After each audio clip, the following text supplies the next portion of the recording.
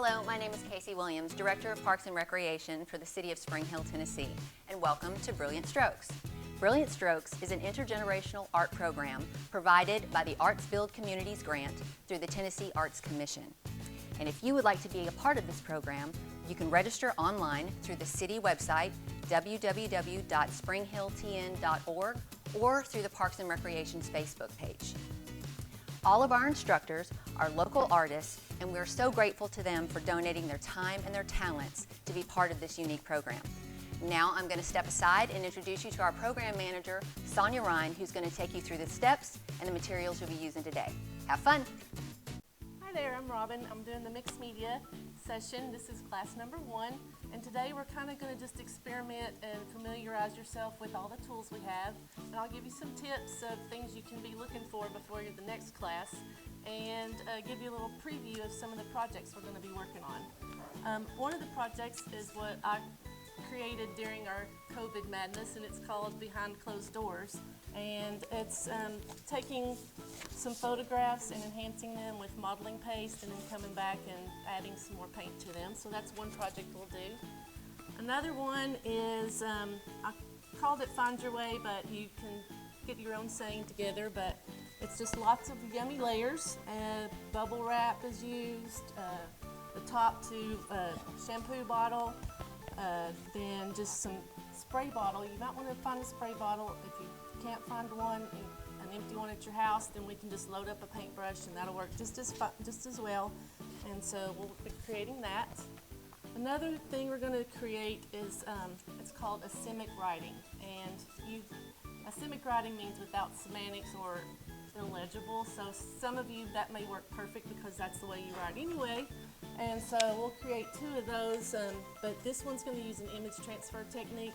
And it doesn't look like much when it's a little piece of paper like that, but when you throw it behind a nice big mat and put that in a frame, you're golden. So we'll do 2 of those. This one's more of a collage work, and then this one is image transfer. At the end of today's class, we're going to prep our surface for next week for this one. Another tip I've got for you, if you're working at home, a lot of times you don't have a great space that's safe to work on. Puppy pads.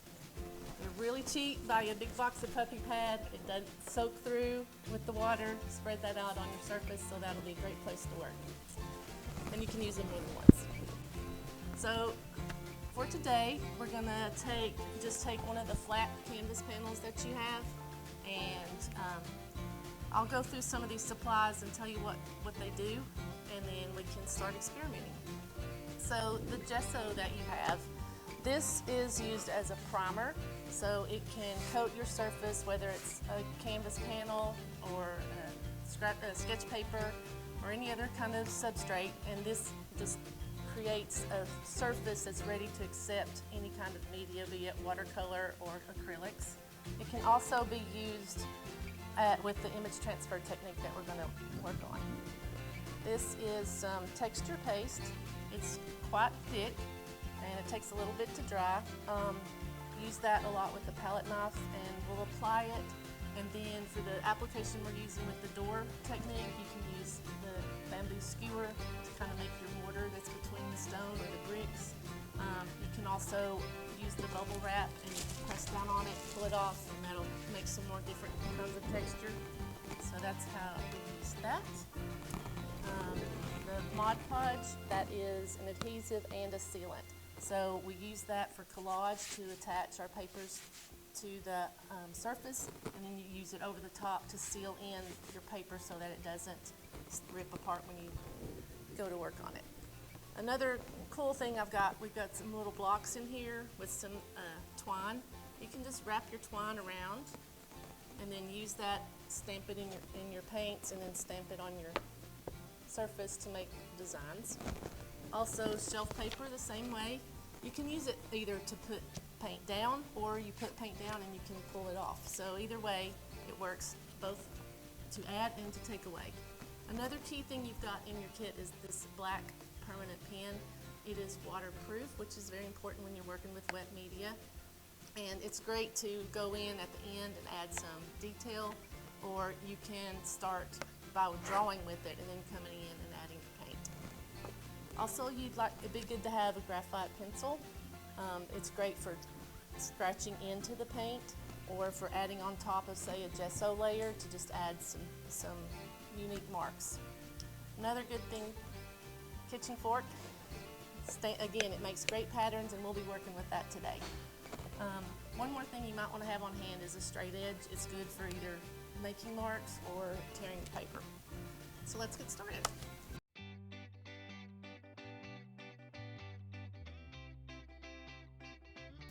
So we're going to start with our flat panel canvas and take out this paper that's in your kit, and let's just start by tearing out this picture of the girl.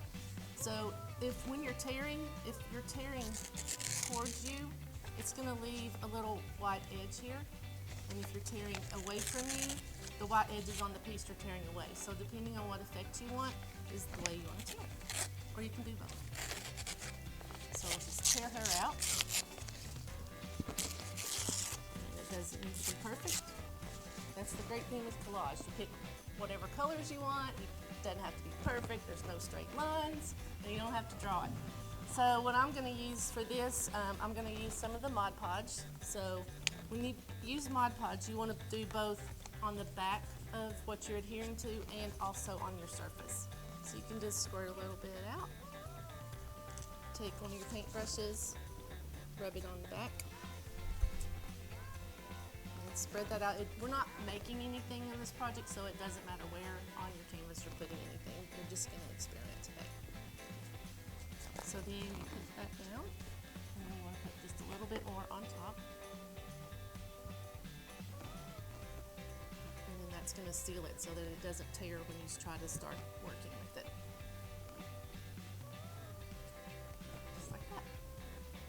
So now, while she dries, we'll go on to something else. So take any color that you have in your acrylic paints, whatever your favorite color is. I'm going to use a dark color just so it'll show up better as being contrast on your canvas and then work through it.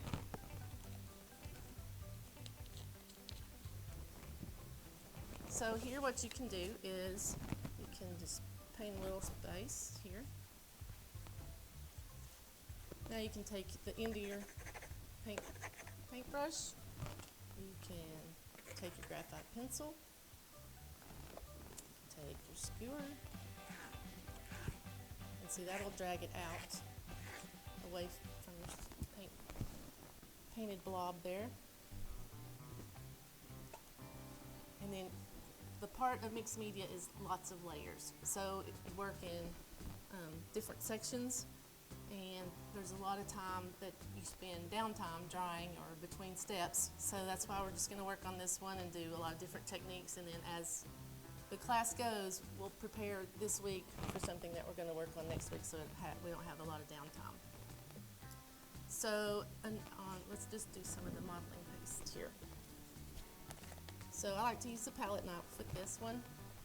Just scoop a little bit out and put that down. Spread it out.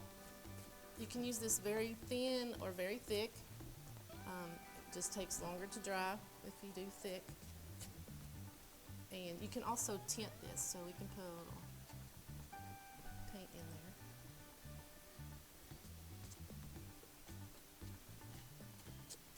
And again, you can use any of the tools to drag through. If this were like, a brick wall, you can kind of do your pattern to make your brick wall. And then other things you can do is put it down.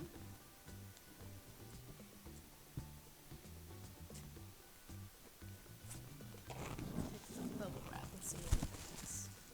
So you just press it, the bubble side down, lift that up, and then it's kind of hard to see, but there's a little texture in there.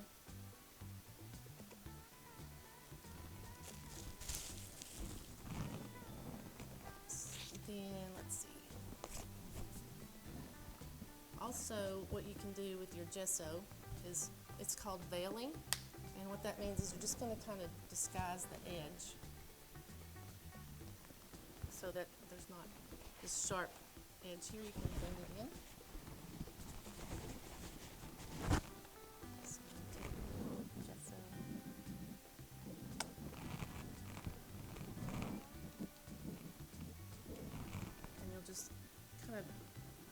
over that edge a little bit.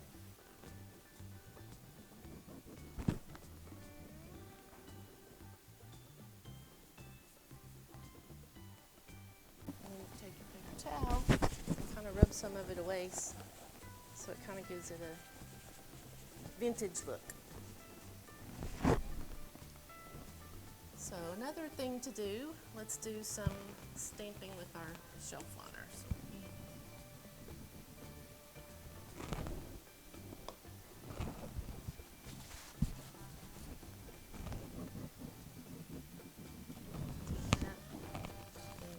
To just paint, you don't want a lot of thick paint because then it'll go down in all the crevices, and just kind of brush it across the top.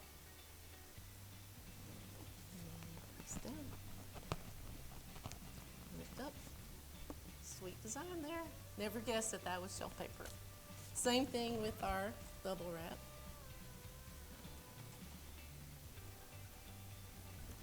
Lift off, so that's the way we'll do it first. Just lift off. So press down. Pull away. There's some very faint dots in there. And then do the opposite.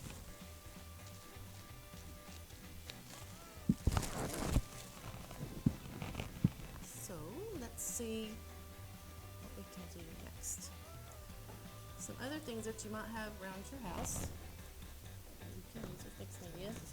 Empty toilet paper roll. So the way I like to use that is to use it to make circles, and I don't want them to be perfect. I want them to kind of be like a coffee stain. So just spread your hand out. Just kind of dip it in there, and sometimes you might want to do it on a test piece first, and then just stamp around. Another great thing is with the water bottle. So you want to put some of your paint down. Let's switch over to that.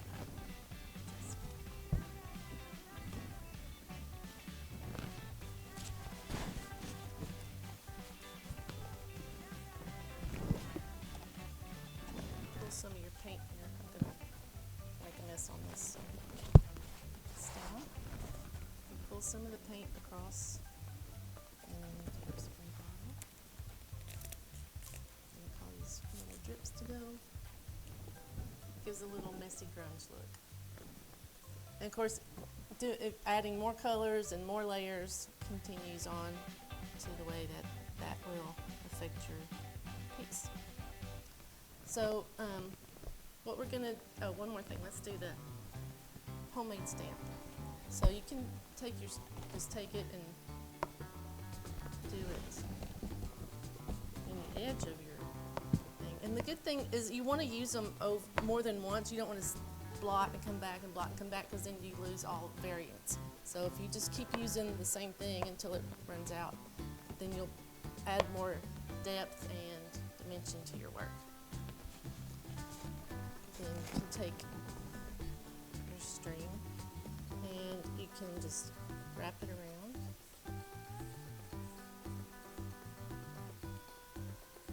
You're going to dip that in your paint.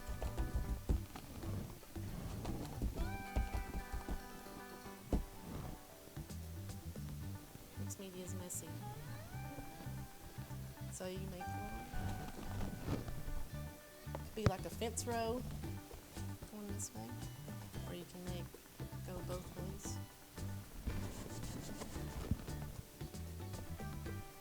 Make a little very loose plaid pattern. And you can just take it and drag it through as well, so you could do that and like to remove some of the paint and drag it out. All right, so let's get ready for next week. What you're going to need is one of the small panels.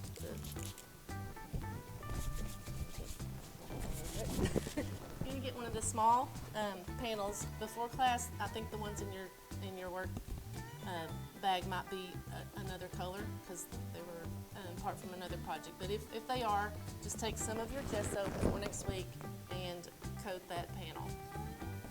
The next thing you're going to need is of your collage papers is the one with the butterflies. I believe there's 3 butterflies on a page. This sheet. And again, not perfect. You want to tear out a couple of the butterflies. I used the 2 lighter colored ones. And again, perfection is not a part of this yet.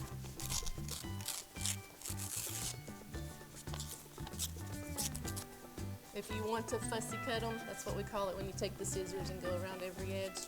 You're welcome to do that too.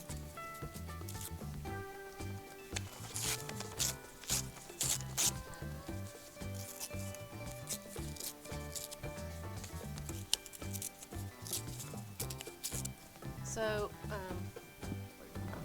what we're going to do is we're going to do the image transfer technique. So what that means is you're going to take your photo. You can do this off of a regular copier. It doesn't have to be special paper, regular copy paper and a printer.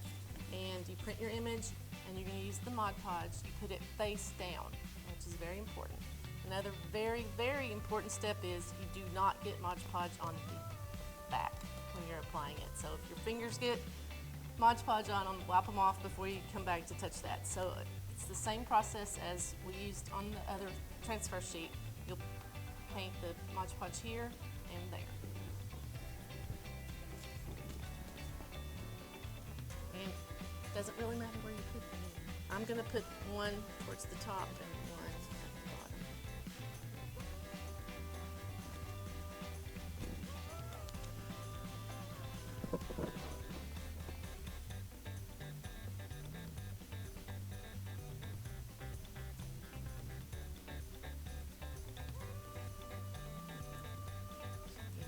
This down.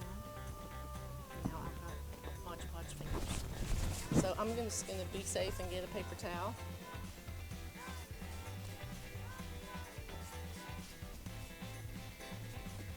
And you kind of want to start from the center and go to the outer edge so any excess will come out.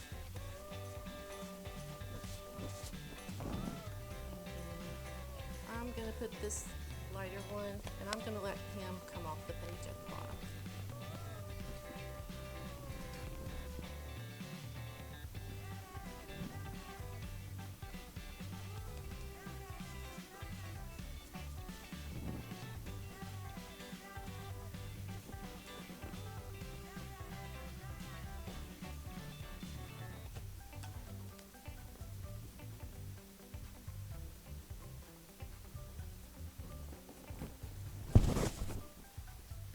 You can just wrap whatever hangs off over the edge, and then when it dries, we'll just cut that off if it's peeled.